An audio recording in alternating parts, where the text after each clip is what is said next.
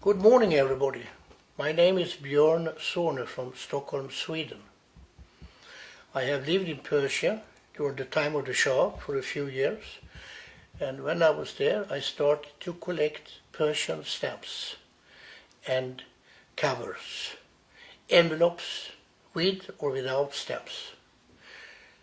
I have collected now for almost 35 years, and I'm going to introduce you to this very interesting field of Iranian culture and heritage that belongs to Iran.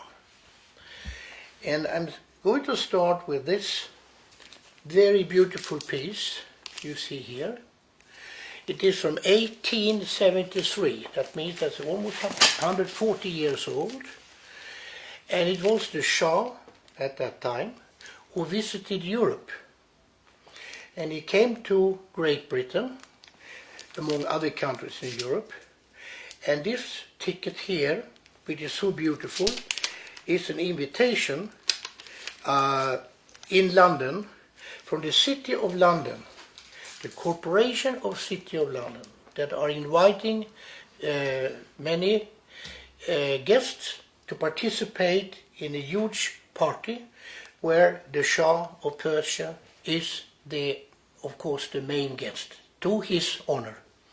Why I'm showing this is because the visits of the Shah to Europe in 1873 and another, I think 3 times, up till 1900, 1905 or so, was very important for the development of Iran, as he brought along hundreds of Iranians with different background, who could see for themselves in what manner Europe was developed. And when he came, the Shah, to Austria, to Vienna, and he met the emperor, the Shah got very impressed about the postal services in Austria and of course in other parts of Europe, but particularly in Austria. And he asked the Austrian emperor if he could help him with sending a few experts in the field of postal service to build up a postal service modernized according to the European system in Iran. And in 1875, 2 gentlemen from Austria arrived to Tehran, and they started more or less immediately to organize the postal system according to European manners and regulations. And that's when also the very, very famous worldwide, the lion issue was printed.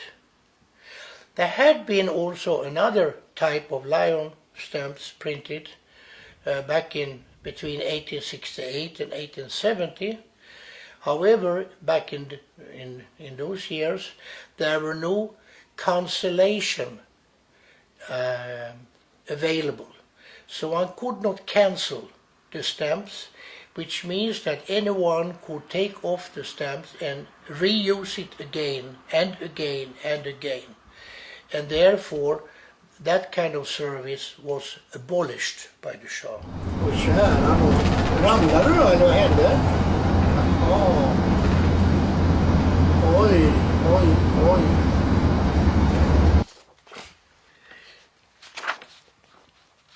As we said before, the Austrian experts arrived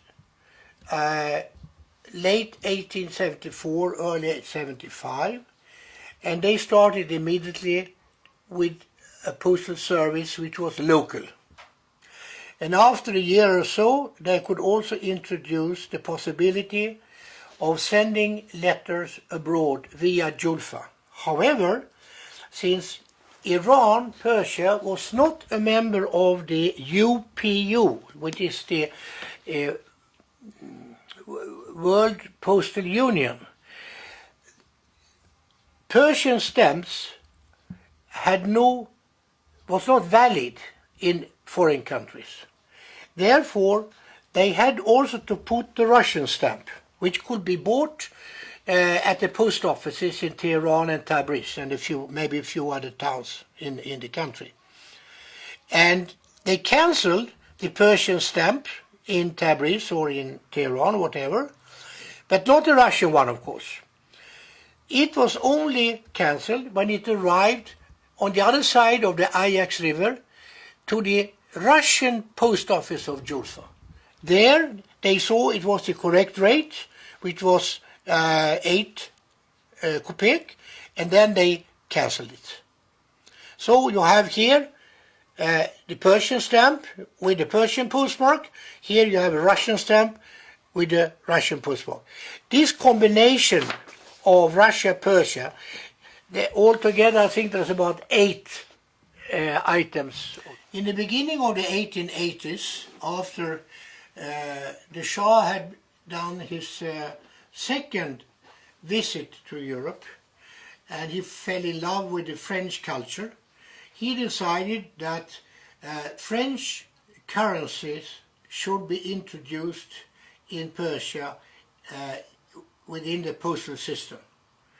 So, for example, if we take this red stamp here, it's written 10 at the bottom in Latin script, which means 10 centimes, which is equivalent to what is written in Persian here, in Farsi, which is then 2 shahi.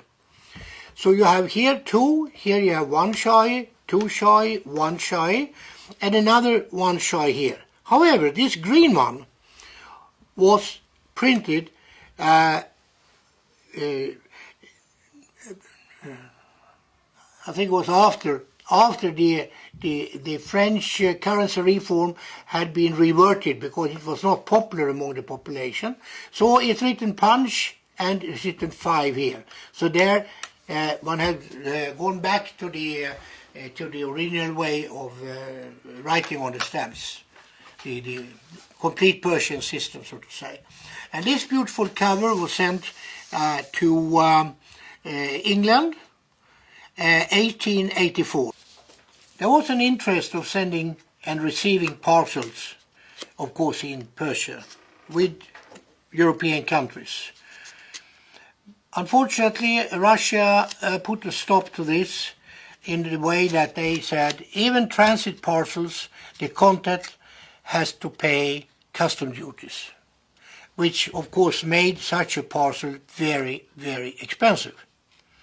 However, there was a rule within the UPU which stated that parcels under 5 kilograms, another UPU country had no right to put any custom duties on such parcels which were in transit. So after some negotiations with the Russians, an agreement between Russia and Persia took place in 1904. And in the beginning, they were using stamps with a cancellation, which is written here, colis postaux, which was a hand stamp. We don't know why this was put there, but anyhow, during 1907 and 8, this was when they introduced the system properly, they were using it. There is about 8 of these sort of parcel documents used with stamps overprinted with this kind of mark. And this parcel here was sent to Constantinople, which is written here, via Russia. So it went through Baku Enseli to the Black Sea, where it was taken to Constantinople. And there are only 3 such covers with Gilan stamps known.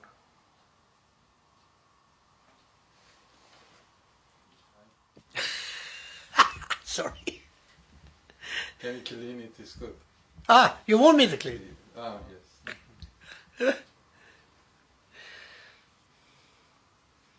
Okay. From the Iran Philatelic Society in Tehran, which was sent 2009, when they decided to make me an honorary member of the society.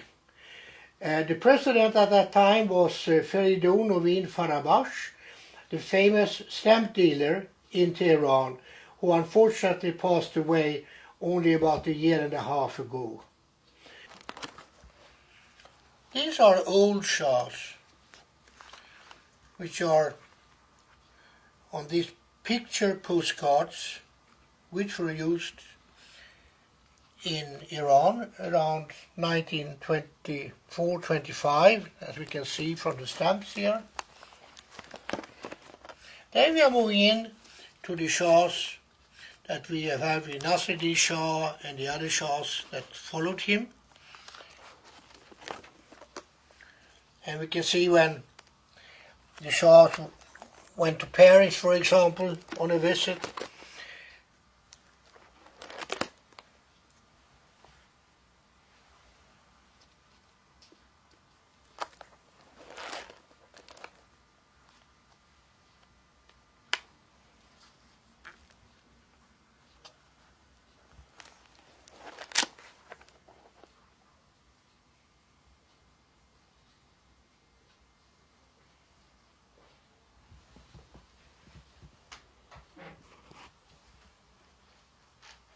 Roads where the gendarmerie were protecting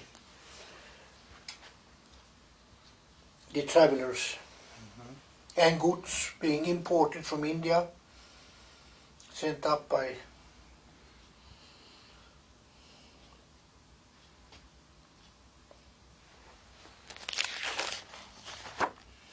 here are some of the banks involved for transferring money to the parties. Here I'm showing some type of soldiers in the country. Here are Cossack troops.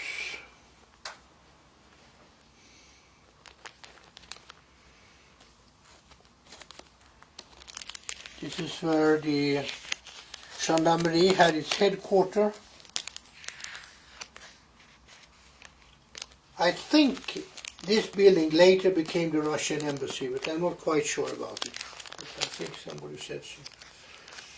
Here you can see a letter which has been sent home from the Ministry of Interior, hand carried to Sweden, and they put the Swedish stamp on only when it reached Sweden. So it must have traveled with one of the Swedish officers when he went back to Sweden. And this picture when the regiment number 2 left Tehran, or had a military parade here, sorry. They had a military parade. Here we see some of the Swedish officers at where the officers had their office, one could say.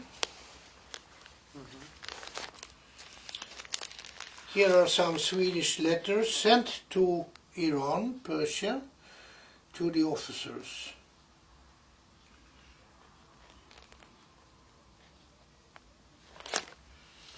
That's the Shah when he visits the parade.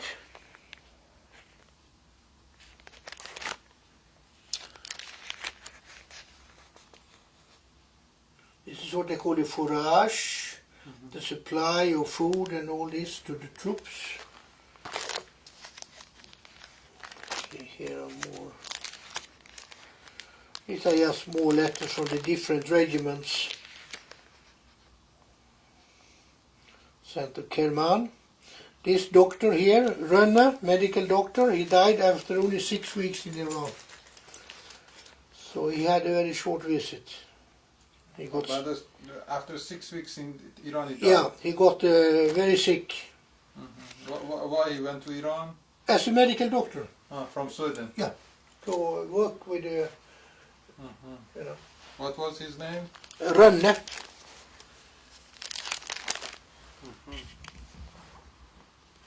And he was placed in... And where he's buried? Kebab. In Tehran or his grave or in Sweden? I don't know. No idea. Dr. Rone.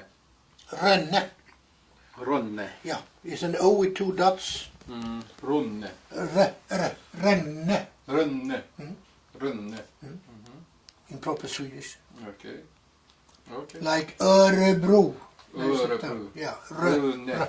Rönne. Rönne. Here we have Hjalmarsson, the one who was the boss of the Swedish officers.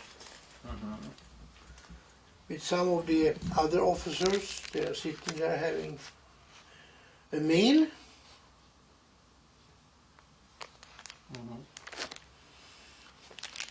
And this is Erik Karlberg, who later came back to Iran to become the consul, general consul, and he stayed up till the 1960s, I think, when he retired.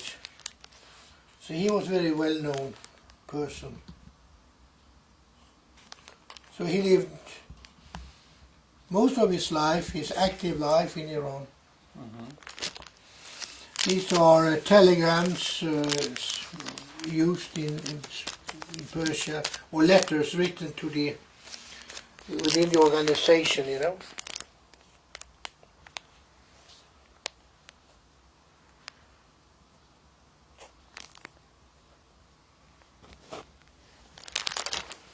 This is a telegram sent within the country.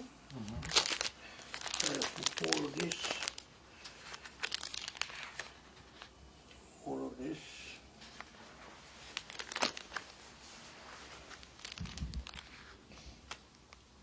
This was an assault by some local tribal leader on one of the officers called Boris Möller.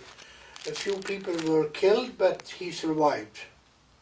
He was sitting in this carrier here, I think, when they tried to shoot him. Where in Iran? Somewhere in Iran, yeah. Because maybe I can find out if I wait, I guess so. Let's see here.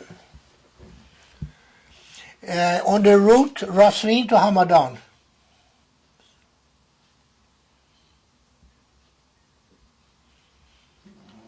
Who was he? He was an officer, Boris Möller. Boris Möller. He was working in what we call the regiment number 5 in Rasrin. Some of his guard were killed, yes? In Yeah. this shooting. The person sitting just beside him, you know, was killed. And he was wounded, but he survived.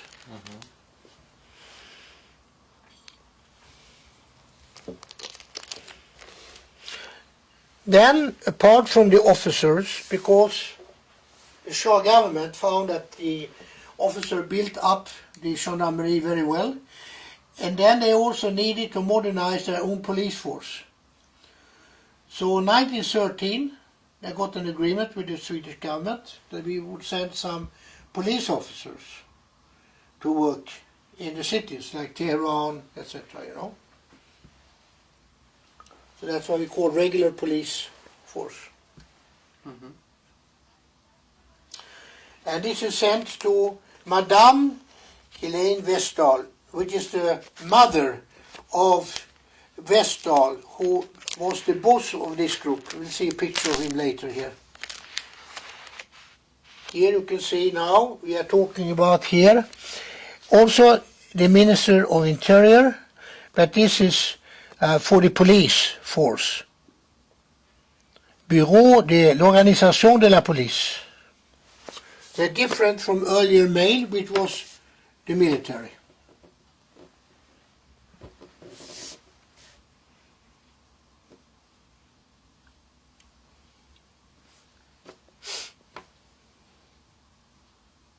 Okay.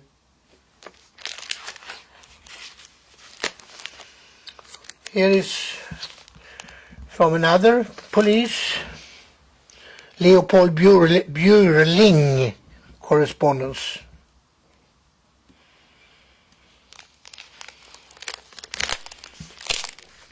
And this is Martin Ekström. This Martin Ekström, he later decided, he belonged to the gendarmerie, so that one is put in the wrong case. It's not the police. Sorry about that. You have to do like this.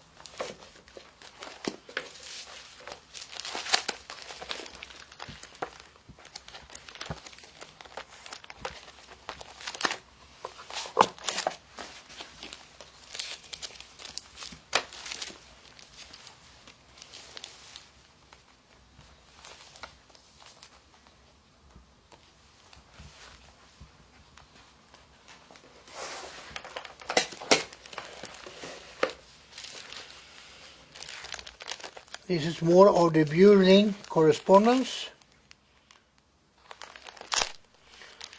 Prefecture de Police de Tehran. Again, Björling on a registered cover and a postcard. And this is interesting because this is Colonel Mohammed Khan Dargahi. He became the police,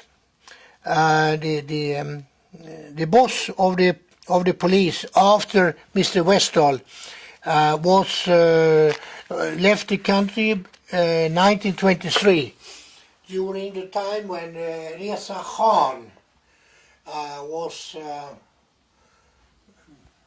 I don't know if he was war minister or whatever he was, 1923, but he wanted to have Iranians also working on the important positions in the administration, either it was for the state or within the army. So a lot of foreign experts their contracts were cut, and Westall returned to Sweden after so many years in Iran, and this officer took his position. This is an interesting letter. It's from the coup d'etat in February 1921, when Mr. what was his name? Tabatabai? And Reza Khan together made the coup d'etat.